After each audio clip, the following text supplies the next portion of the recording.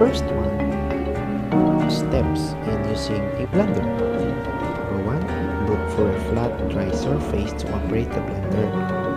So number 2, make sure that the blender is clean and in good working condition. Number 3, put the pitcher to the blender base, then plug in the blender. So yung pitcher natin, itong glass, and then yung base naman yung stainless steel.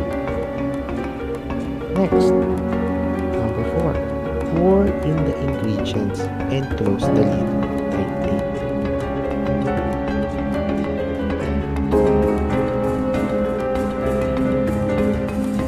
And next is number 5, begin blending by selecting the appropriate setting for the task. Pipiliin mo kung mabilis, pinakamabilis, or medium lang.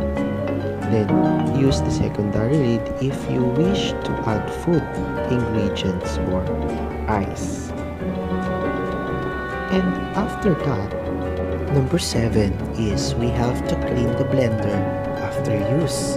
So, ang hugasan lang natin ay yung pitcher ng blender at yung lid or yung takip niya. So, hindi na natin hugasan yung base. Pupunasan na lang natin. Kailangan hindi yun mabasa ng water.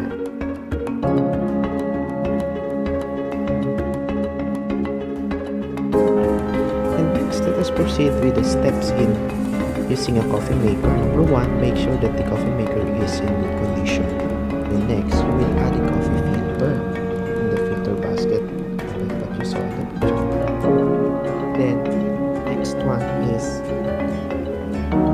you have to pour enough water from the carafe into the reservoir of the coffee maker and place the carafe back into its position.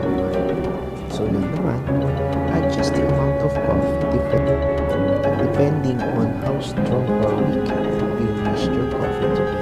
So bahala ka mag-adjust strong coffee. Then plug in the coffee maker and turn it on